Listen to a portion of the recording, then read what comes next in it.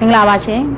ပြည်မနာမြို့နယ်ပြန်ကြားရေးနဲ့ပြည်သူ့ဆက်ဆံရေးဦးစီးဌာနပြည်သူ့စာကြည့်တိုက်စာအုပ်မိတ်ဆက်ချင်းစီစဉ်ကနေကြိုဆိုပါရရှင်ဒီနေ့ကျွန်မကစာဖတ်ပရိသတ်တွေစာပေရှင်းမြတ်နိုးသူတွေကိုရွေးချယ်မိတ်ဆက်ပေးခြင်းတဲ့စာအုပ်ကလေးကတော့စာရေးဆရာညီညီဆန်ရေးသားထားတဲ့ပျော်ရွှင်မှုကိုတည်ဆောက်ခြင်းဆိုတဲ့စာအုပ်ကလေးနဲ့မိတ်ဆက်ပေးမှာဖြစ်ပါတယ်ရှင်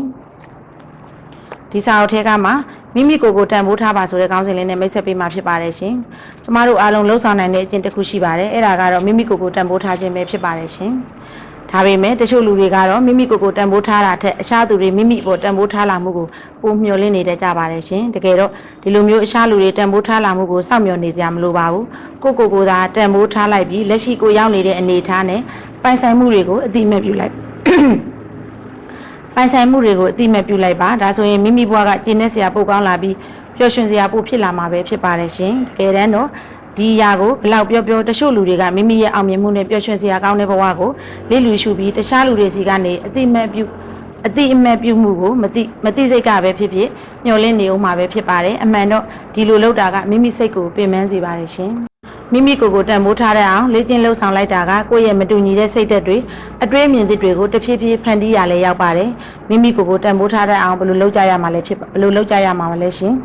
အရေးကြီးတာကကိုယ့်ဘဝတိုးတက်ခြင်းနဲ့အောင်မြင်ခြင်းနဲ့ပျော်ရွှင်ခြင်းနဲ့ဘဝတစ်ခုကိုပိုင်ဆိုင်ခြင်းနဲ့ဆိုရင်သူတစ်ပါးအကြောင်းကိုစိတ်ဝင်စားတာထက်ကိုယ့်အကြောင်းကိုပို့ပြီးစိတ်ဝင်စားဖို့လိုအပ်ပါတယ်ရှင်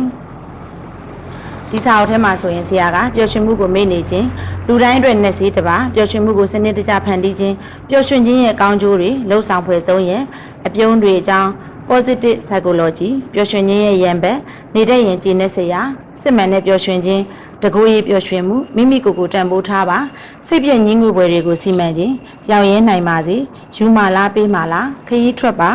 ပျော်ရွှင်ဖွယ်မိသားစု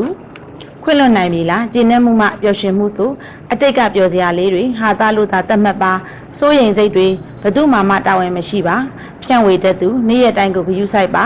စဖက်ရှင်းဖြင့်ပျော်ရွှင်ပါစေတည်တည်မွားမွားအလေးထား1 မိနစ်နဲ့မျှတပြီလားပြစ္ဆုတ်ပံမှာရက်တီပါစတဲ့ပျော်ရွှင်မှုနဲ့ပတ်သက်တဲ့ခေါင်းစဉ်လေးတွေကိုလည်းဆရာကထည့်သွင်းရေးသားထားပါတယ်ရှင်ဒီစာအုပ်လေးရဆိုရင်ပျော်ရွှင်မှုကိုရှာဖွေနေတဲ့သူတွေပျော်ရွှင်မှုနဲ့ဝေးနေတဲ့သူတွေအတွက်ဖတ်ချူတဲ့စာအုပ်ကောင်းလေးတစ်အုပ်ပဲဖြစ်ပါတယ်ရှင်